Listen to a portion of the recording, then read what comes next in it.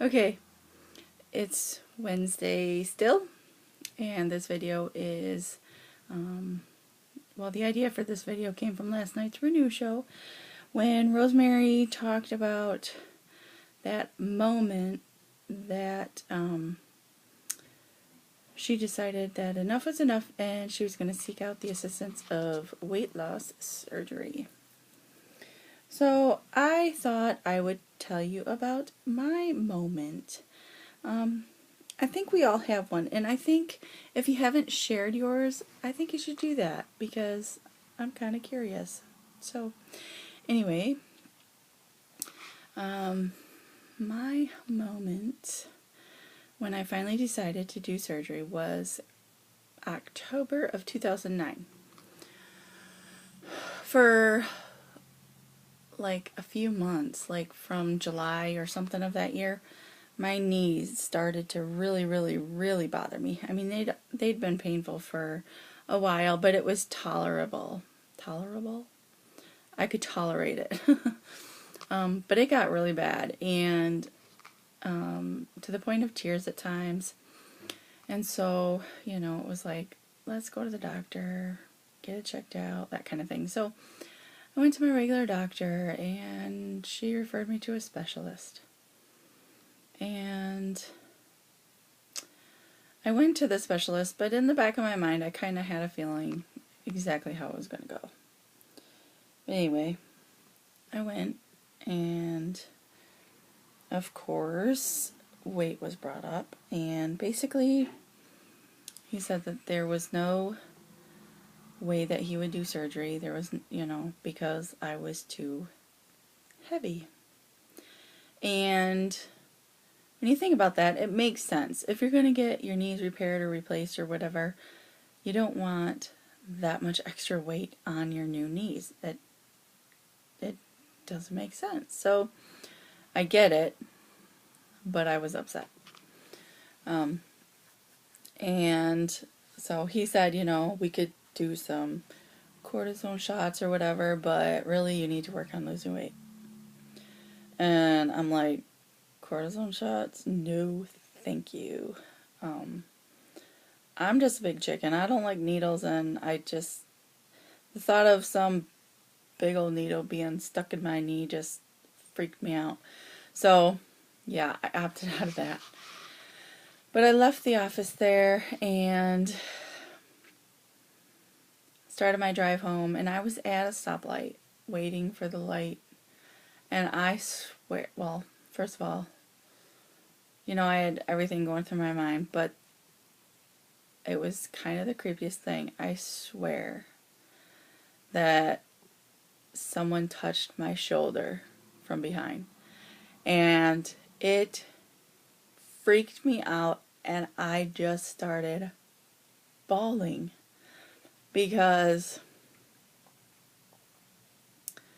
it wasn't too long before that my father-in-law passed away. And of course, the first thing that popped into my head was someone is giving me a sign, is trying to tell me something, that I need to do something about this weight, and they are telling me to. I just started bawling. So emotional. And that night I told my husband, I'm like, okay, I'm gonna do it. I'm gonna call the place that does the surgery, the place my husband had his done. He had Roux-en-Y. I'm gonna call. I'm gonna attend a like a orientation, that kind of thing, and get the ball rolling.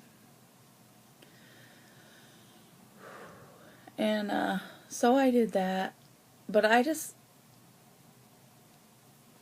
that was my very last resort. I mean, I could have done surgery so long ago, but I refused. I had absolutely no interest in getting it done. I, for some reason, had it in my head that if I did weight loss surgery and lost the weight that way, that people would not be as proud of me, that they would look at it as some sort of cheater's way out, I guess. And I had it in my head that I wanted to do it the good old-fashioned way of eating right and exercising, because I wanted, you know, my family that was still around, I wanted them to be proud of me. I wanted them to know that I did this. I made this accomplishment. So, anyway, I ended up swallowing my pride and following through the orientation, and ended up actually having surgery in December, a few weeks before Christmas. Oh my gosh, December 15th, I think. That's pretty bad that I don't even remember now.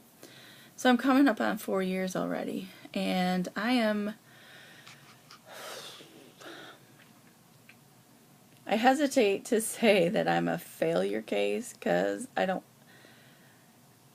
consider myself a real failure, but I am one of those cases where I have regained the weight. Not all of it, but some. My highest weight was 403. So at this point, I'm at like 317, so I'm not even 100 pounds down at this point. I had gotten down to a low of 253,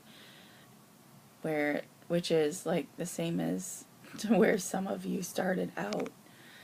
But I felt pretty small, and I felt good, and I'm trying to get back to that point. That's kind of my first goal, is to get back to the 250s. And if I don't get below 200, I'm not going to cry about it, because even if I weigh 201, I'm going to feel pretty damn thin.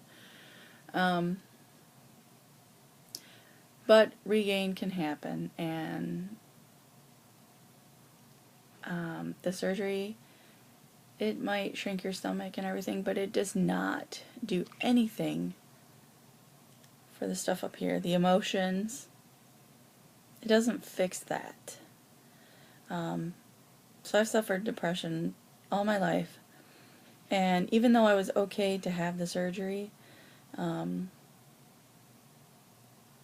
wasn't fully recovered from all of that, all of the emotion, things that, you know, deaths and loss, and when so many happened at once, I was overwhelmed, and I can't even explain exactly how all the gain happened. I just know that it was a result of so much loss, between my dad's death and Heidi's death, my dog's death, all within 6 months, and, you know, kids graduating, and, you know, kid activities no more, so that's kind of a loss too. And with all of that, it made me start to think about my own mortality, and it just really depressed the crap out of me.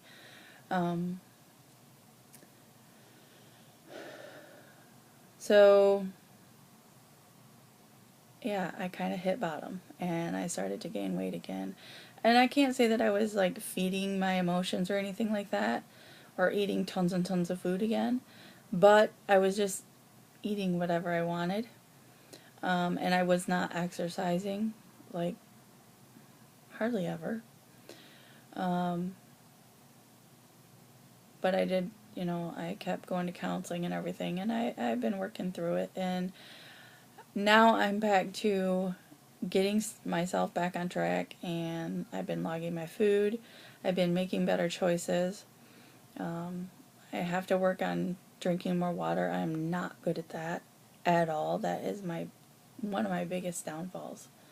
So, but I'm trying, and I'm reaching back out to the YouTube community because I need to, and I hope I can, you know, reconnect with some people or make some new friends through here, and